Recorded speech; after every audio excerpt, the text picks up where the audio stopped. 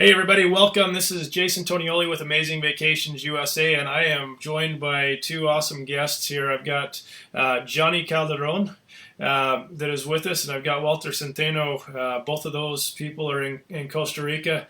Walter is down in Turrialba, where it sounds like we just had a hurricane of rain go over top of him. We were joking about that. Now it stopped because it never does rain in Turrialba. But Jonny is in up in the Fortuna area, and for those of you who aren't familiar with Costa Rica, Fortuna is just right off the Arenal volcano. So Arenal volcano is probably one of the most picture-perfect volcanoes in all of Costa Rica.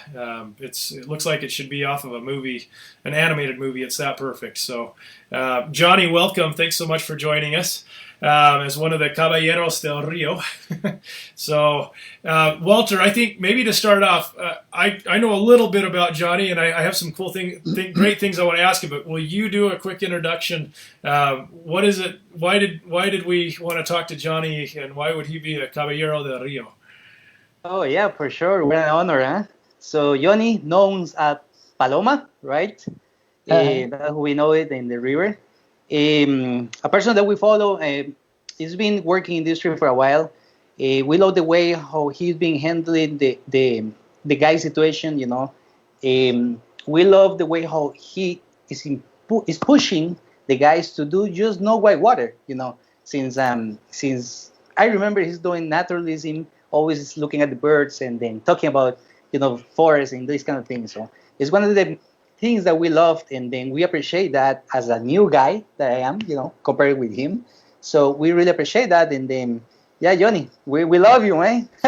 And Jonny, Walter was telling, and you were telling me a little earlier, you've got like a naturalism or biodiversity degree, and that's just learning more about the wildlife and biodiversity. Tell us a little bit about that's not normal for a river guide to know about that many other things. So, tell us about what you've learned there.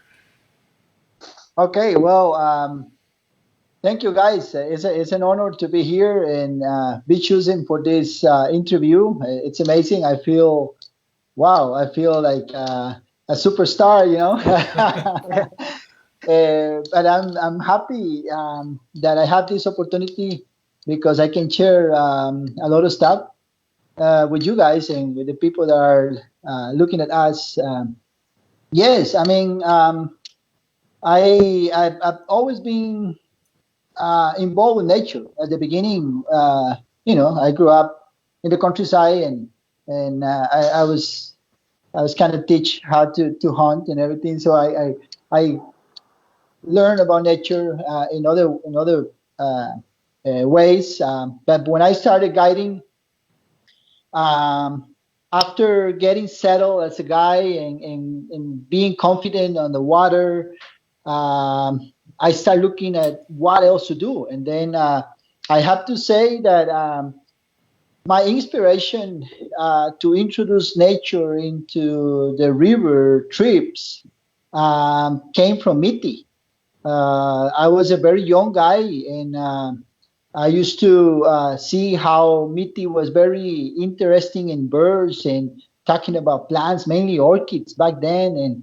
And then I say, oh wow, I know some about the forest, the jungle, in an empiric way, So I start getting trying to associate things and paying attention to the people, to the guests, how little by little they were demanding more information on the trips.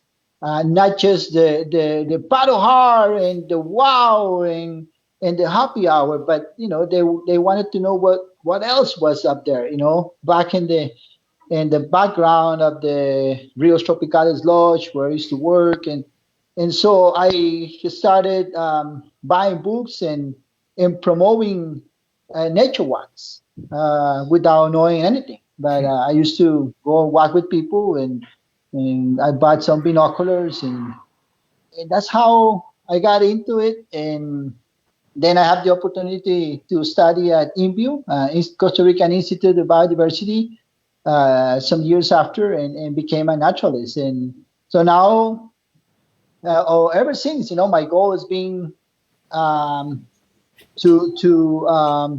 I used to say, and I always say it, I wanted to become a revolutionary guy, and mix both nature and adventure, and it worked out very well because next thing I knew, I had always people interesting to wake up at 5:30 in the morning. I used to make coffee for them and go hike 5:45, and before the rafting trips, and so that just hooked me in. Got it. That's right. Yeah. And Walter, you were and Jonny, you were telling us a little bit about you've been able to travel the world. You've been to, I think you were in the Zambezi, and you said Bhutan with several of the international whitewater competitions, and then you were saying that you'd been to Honduras and trained some guides there. And I know Walter had mentioned that you've done a lot for training other guides in how to do the wildlife. What would you say is the most memorable trip of all the cool places you've been? What's been the most memorable for you? Wow, it's very hard to think about a specific one, but well, first I have to say that as many other guys in Costa Rica, I was I had the honor to be part of Rio Tropicales at the beginning, and to have Rafa pushing all of us to go out of Costa Rica and to explore the world. He had so many opportunities, and he never kept them for himself. He was always sharing all these chances to explore the world, sending his guys here and there, exploring new rivers, and I was one of them. And every trip that I've done out of Costa Rica is being special. So, but I think Bhutan is probably a very unique experience because not just the rivers, but the culture, and getting to fly over the mountains and landing in Bhutan, following this river canyon with the plane, and landing and having guys on skirts waiting for us, and the food and everything. So it was amazing. Yeah, so I would say that was my most memorable trip, because I also love culture and nature besides the whitewater. So yeah. And I got it. You said special river, so a lot of people that are watching are interested in Costa Rica. And right before we came on, you told me that there is a new river that you say is the second best in Costa Rica. Is that so secret of a river that, and it was only discovered in 2012? Is it so secret that I shouldn't bring it up on this call, or are you okay talking about it? Oh no, it's okay. It's okay. Yeah, no, wow. So I got to set this up. So he said, he goes, I've got a new secret river that we found in 2012 that is just almost as good as the Pequari River in Costa Rica. And he says there's 70 rapids on it. And anyway, so if you're okay sharing, people are going to want to know about this. Yeah, no, definitely. Cucaracho River is a river that everybody should come and visit. And we have, there's only one access for this river. It's private. We have a contract with the owner of the farm. So we're the only ones that can access it, but it's open for friends, and most people in the industry are my friends. So I invite everyone to go. In fact, some people that might be listening to us are probably angry with me because I've been promoting a friend trip to Cucaracho, but I haven't done it.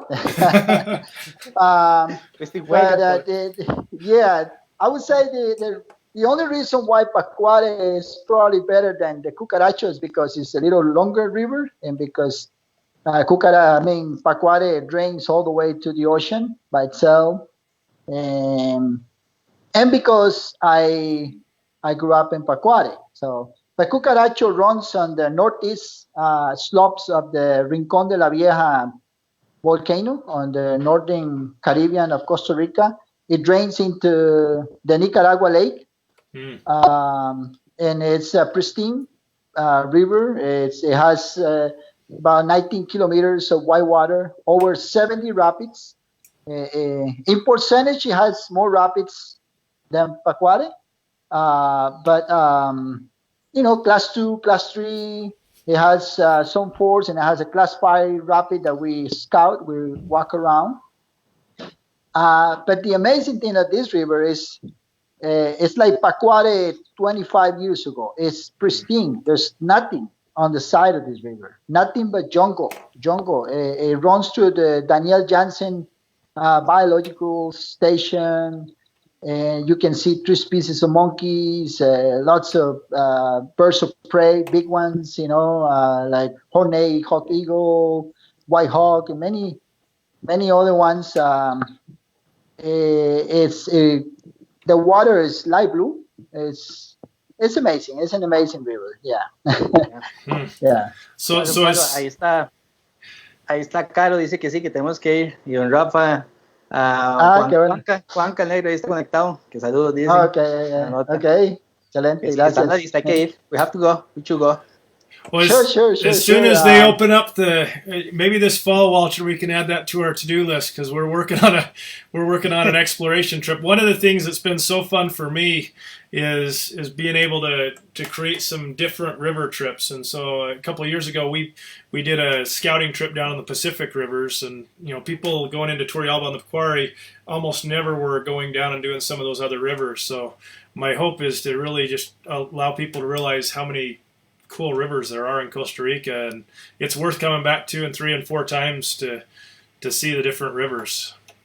Sure, yeah. Well, it was in November 2000. February 2012 when Rafa and I and Roy, Enzo, when Chino Randall. We went to scout the Cucaracho for the first time, not knowing what to expect, and we put the boats in our shoulders and hired some local guys and hiked through the jungle with everything in our shoulders for about an hour and a half to the point that we wanted to get to in the map, and then we were on the river, and for me, it's a memorable time, because I'm a nature lover, I'm a river lover. I hang out with Rafa for a lot of years, and it was a gift from nature, from God to a person like me that honestly loves the rivers and the nature. So I take it that way. See, Jonny, Palo, now that, because we jump it like a little ahead, but tell us about that beginning. How did you start it? Because I remember you were talking about you were working in construction, building. So what happened there? How did you get into the Whitewater? Very interesting, yes. And here I will mention another guy that one day should be in this Caballero, the river table. Yes, as a local guy from Pavones in Turrialba, I grew up, in agriculture, picking coffee. And my father was a constructor, and I used to love soccer. And every weekend, my father used to come to the home and tell me that he wanted me to work with him. And I actually became a carpenter, a builder, very young. At the age of 16 years old, I was already building my first house. And because, I had the knowledge and the support from my dad and my older brother, who were experts. And then at the age of 18, before the age of 18, I did a trip around Central America. And then I came back, and when I came back from that trip, almost 3 months after, my father was waiting for me. He said, "I have a very good contract for you. There's a company that want you to build 17 houses and a contention wall, but they want you to do one house first because they want to see your work." And so I did. These were commercial houses, kind of small. But I did the first house, and they liked my work, and so they gave me that contract. And I have, being an 18-year-old boy, I had 21 people working for me, and a lot of responsibility in my shoulders. And I worked hard for a few months. And at the end of the project, I was exhausted. I was so tired in my mind, and I make a little bit of money, and I fixed my mom's house, and I went to Pavones to my hometown to just relax. And I was in Pavones, and I saw May. May was the guy who gave me the first kick to become a river guide. I said to May, "Let's have a beer. I want to do something different with people I know." And so we were having a beer, and he said, "Well, man, you're crazy. You know how to swim. You know some English. Why don't you take a a guy school that Rios Tropicales is going to give in about a month?" And I said, "Yeah, sounds nice. What do I have to do?" He's like, "Oh, go to San Jose and go to Rios Tropicales office and look for Minor." Minor was the operation manager of Rios Tropicales, and tell him that you want to do it. So I went to San Jose and I talked to Minor, and Minor said, "Well, the owner is up there, Rafa. You want to go and talk to him?" And I went back to Rafa, and he said, "Sure. You think you can be a guy?" And I said, "I think so." He's like, "Well, it costs 250,000 colones back then. That was the cost of the guy school, about $500 now. So that was a lot of money for those times. A lot of money." I said, "I don't have that money. I can have half. I can give you half." And I told Rafa that I was going to give him half, and then I was going to give the other half when I became a guy, and he laughed. And he's like, "Okay, come on, on Monday." I show up to the warehouse, and everybody else that show up, there were about 16 other guys that want to become guys, and they all speak English, French, and German, and there were people from universities in San Jose, and anyway, so I went to the guy school, and the instructors were Tino Randall and Alf, Alejo Madrigal, and Tori, Victorino Ursola. Mm-hmm. They were the instructors, and so I ride the bus from San Jose, and we went to the river, and once in the river, I was very confident because I grew up in the river fishing. When we used to go fishing in the rivers, it was about swimming on the Pacuare, swimming on the Reventazón, crossing it back and forth, no fear. And no PFD, no helmet. Yeah, when I found myself with a life jacket on, knowing that I could float, it was like, oh, wow, this is even better. And so I didn't think anything else but enjoy what I was doing and paying attention to my instructors, and I became a guy kind of fast. Almost 2 months after I did the school, I was already guiding Tucurique, class 2-3, and I became a guy, and I didn't know much English, almost nothing. I had some studies of English because I studied a year on Intensa an English teaching school, but it was when I was about 16 or so, and I didn't know why I was studying English for. Anyway, and I started guiding to Rica, and one of the best things that happened on my career is to have win the confidence of the guys of the time, most of them. Although there were some that had some jealous about me and whatever, but most of them were very, very nice, including Carol, for example. I told the other day, Carol was suspended 15 days for letting me guide Cimarron on the Pacuare. She didn't have permission to lend me the boat, but I was like a kind of like a funny boy for these guys. I used to help everyone, do everything, fix things. I was always on top of things, and they all wanted me on the trips. I'm talking about Chino Randall, I'm talking about Mitty, Raul, Caro, all those guys. They wanted Paloma to be with them.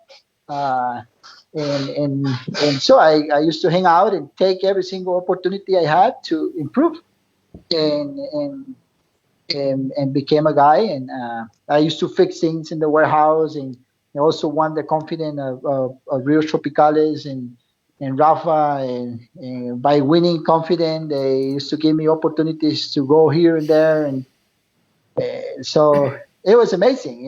It was amazing. At the same time, I was into soccer. I wanted to be a soccer player. I actually played soccer professional in second division, and I trained in first division. But the money that I started making on the rafting trips hooked me up.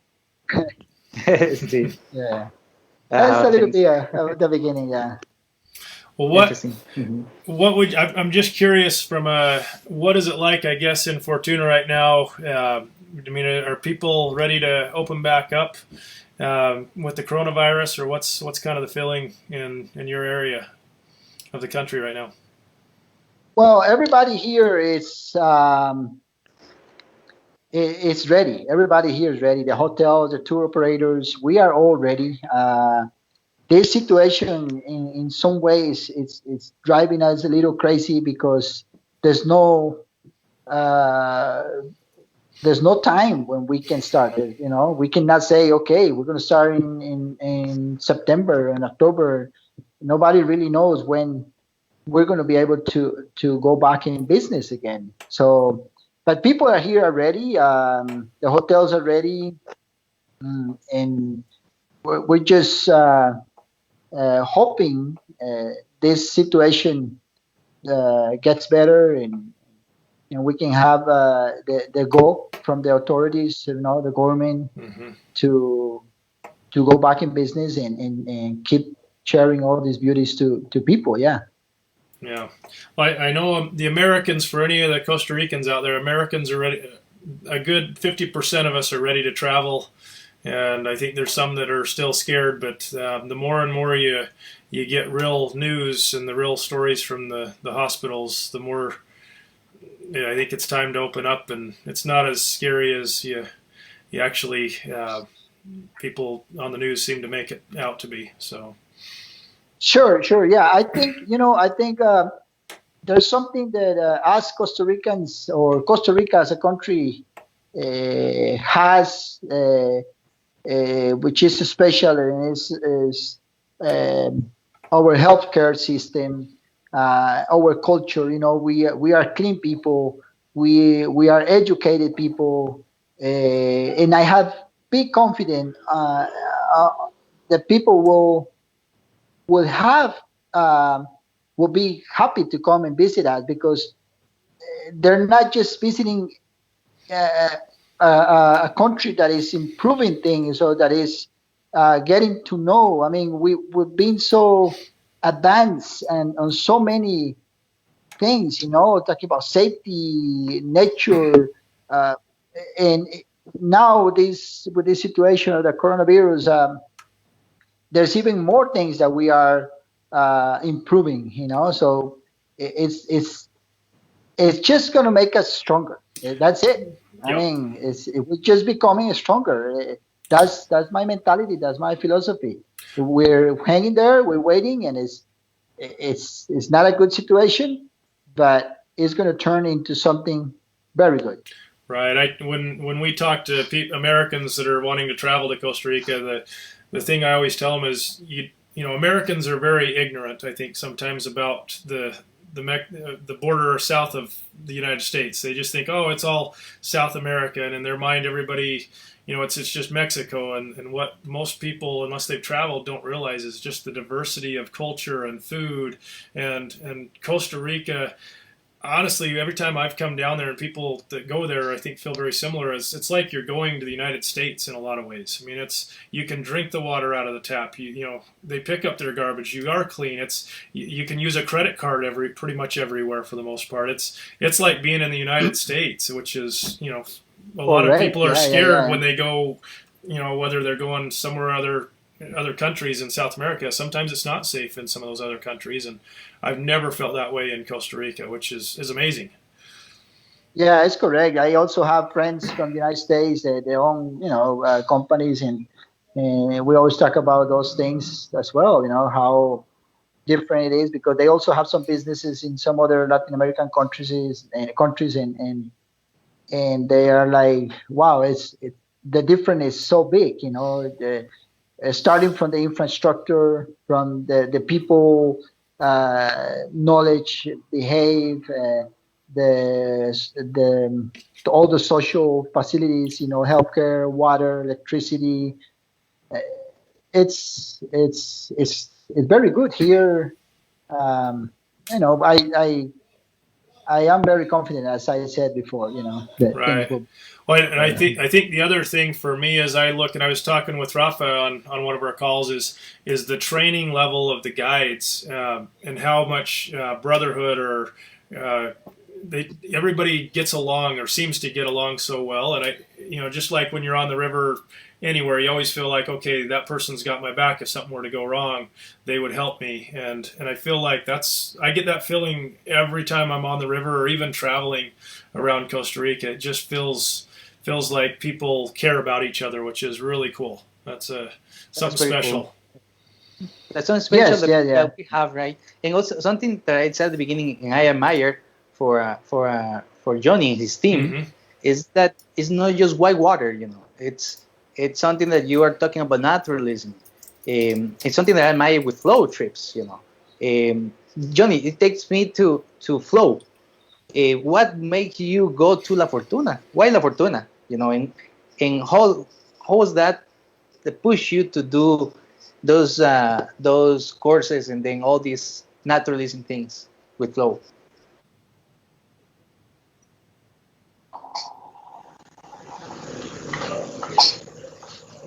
Oops, right there, Jonny. A ver, ya llegamos de vuelta. Hello. Hello. You must have lost connection for a second. Yeah. Here we are. So Walter was asking what would be why Fortuna and flow. Why did you choose Fortuna for your company headquarters?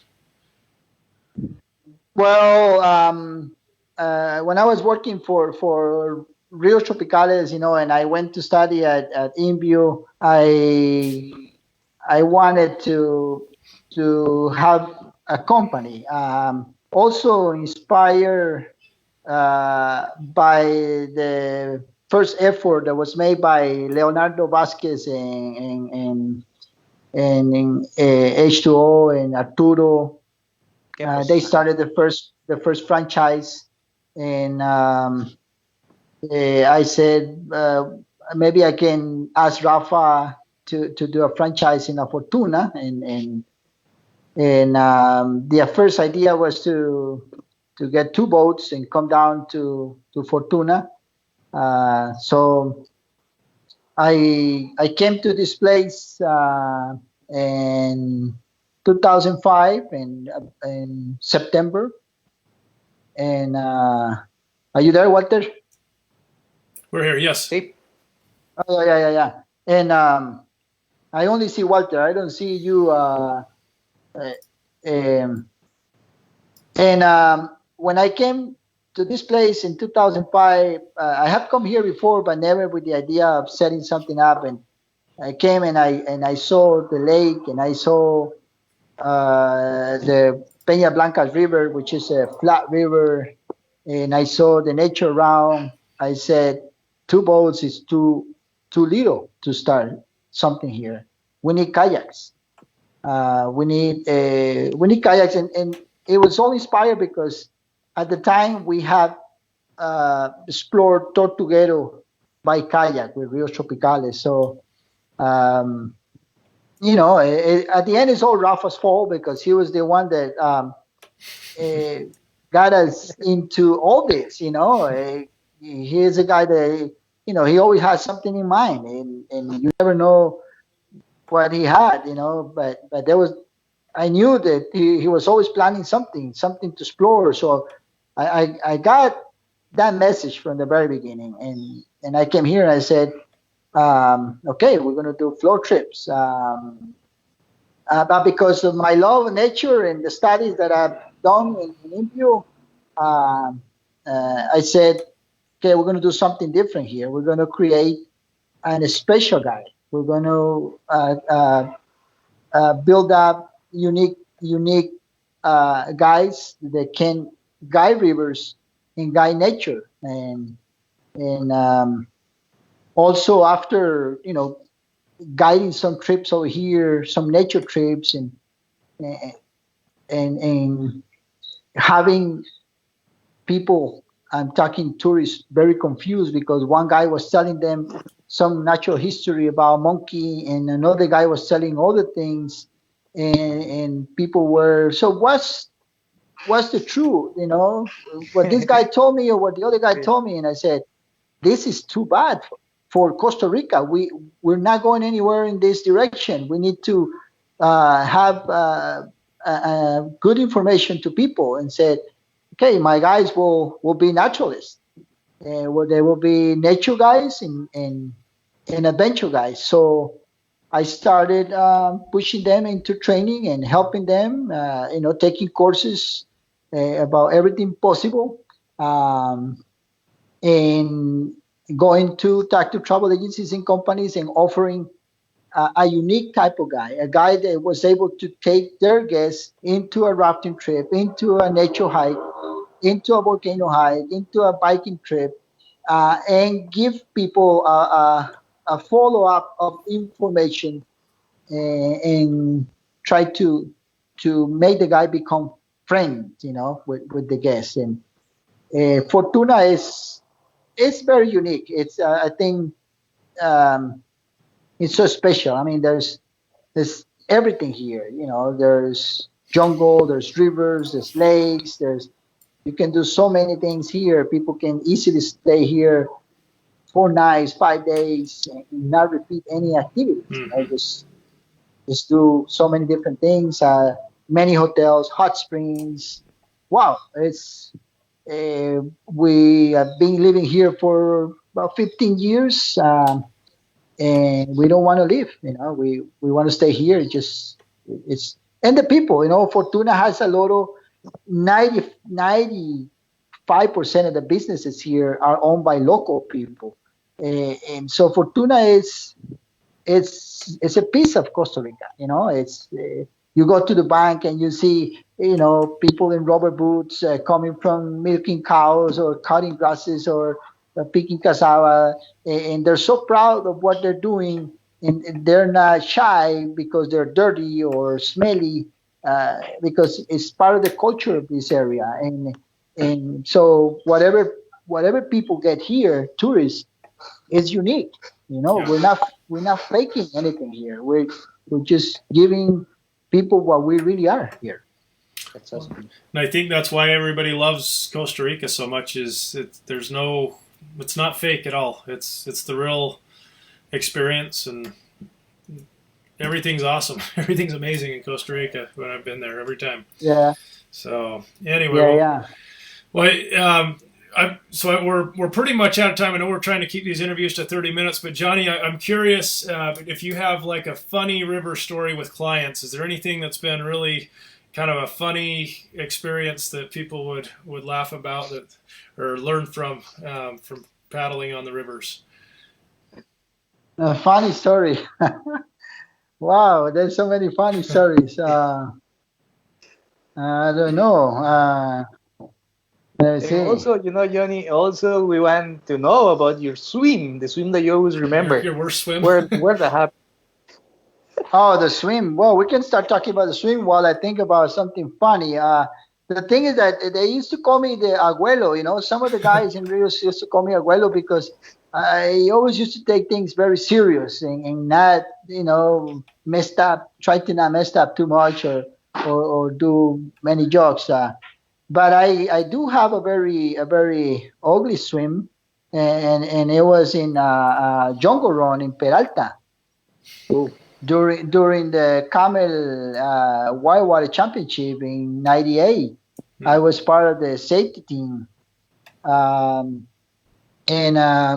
when all the teams show up, the Germans and the Kiwis, especially the Australians, and only the Costa Rican team was able to run that rapid without flipping. Wow. And I have some friends from New Zealand. They were working with me in California, and they came over. One day, everybody used to take the jungle run, but the teams knew that taking the jungle run was not going to give them any advantage, on the race, and they wanted to run through the middle. And so the Kiwis came to me the night before and say, Paloma, let's. Why don't you take us tomorrow down that rapid? We can do it. And I said, yes, but we need to take a kayaker, a safety kayaker, with us because for safety, And so I asked Jonny Ovando, to do this thing with me and take the Kiwis down. And so we make a plan to run that section around 6 a.m. before anybody show up to the river, so they could have some advantage against the other things. What I didn't know at the moment was that the Germans were doing the same plan with Chino Randall. So we show up at Angostura at 6 a.m. Not even Felipe, our manager of safety team, knew anything. And we show up in Angostura at 6 a.m. with the Kiwis, and next thing we see is another car that comes with the Germans, and there's Chino Randall, and Chino Randall looks at me, and we laugh, but at the same time we got more confident because now and Chino have Jimmy Ovando as his safety kayak. And so Chino and I make a plan, and we say, okay, Chino, how are you going to run that rapid? Chino said, I'm going to start on the right. And I said, okay, I'm going in the middle. And, right at the beginning of the rapid, boom, the two boats flipped over and wow. Jungle run. And it was the scariest, the toughest swim probably that I've had. Because every one of us, including all these expert big guys, we all end up bleeding after the rapid, being rescued by the kayakers. We all checking. And because of that situation, the organization of the race decided to start a race below that rapid and prohibit everyone to run it. Really? But that was it. We all had to hike out. We were so beat up by that rapid that we had to hike out. Yeah. The funniest thing is that when we go to a different country to compete, we always are looking at the local team to follow, to learn, asking the locals because they're the ones who know the lines, right? And that's what you were doing. That's super fun. That's what we do when we travel. Yeah. That's fun. Yeah, and the funny thing, most funny things used to happen in Quita Calzón. You remember Quita Calzón and in the middle of Upper and Lower Huacas? We used to, every now and then we used to see people come out of that recycling hole without pants. And so, Yeah, quita calzón that, could be like taking the other wear, right? taking it's a hydraulic that used to take people's pants off, and women, guys, and so we used to have some good laughs and good shows every now and then. I remember one day one guy ran the rest of the river with a pink lycra given by a lady because he lost his pants, and so that's funny. You call it the washing machine, the lava ropa, right? Lava ropa, yeah. We can come up with a new name for that one. And Walter, is that hole still there above Flaccus then, or No. No, Or, it's no. changed. It changed, yeah. Good for us. The washing machine wore out, I guess, huh? Well, fun. Well, Jonny, any other things that you think people? I know we're out of time, but any other things you think people would find interesting about your area that you'd like to share with them? Oh, just to thank everybody for listening to this interview, and you guys tell everyone that to be positive as we are, to work, to keep working hard, and to not be desperate. Things will go by, and invite everyone to come and visit Fortuna, visit flow trips, enjoy nature, adventure, and thanks to you guys. That's about it, I'd say. Yeah. Well, There's a lot of things that we can talk about, but people are probably getting a little tired of listening to us. No, Yeah, but anybody can always call me and ask me anything about anything, and I'll tell them different histories. Yes. Mm-hmm. Well, Sure. Jonny, Okay. there's a few people on here. Luis Solano Herrera says that he says, I enjoyed a fabulous day rafting on the Rio Cucaracho. Was challenging, felt safe, but if you're fit and somewhat adventurous, we were on the river for over 4 hours and saw amazing scenery and wildlife, lots of birds, 2 types of monkeys. Lots of people are on here. So I'm jealous because now I know about a river that I haven't been on in Costa Rica. That Walter, we need to make that happen. Yeah. We're working now on making an overnight or 2 nights in that river. You can only raft one day, but there's hot springs. There's pristine hot springs, not fixed up like in Fortuna. Natural hot springs. Mm-hmm. There's a volcancito. There's a little hole in the ground that you put a stick on it, and you rub it like this, and there's some smoke that comes out. There's caves. And so together with the Araya family and La Casona, we're working on putting together an overnight or 2-night trip over there. There's biking,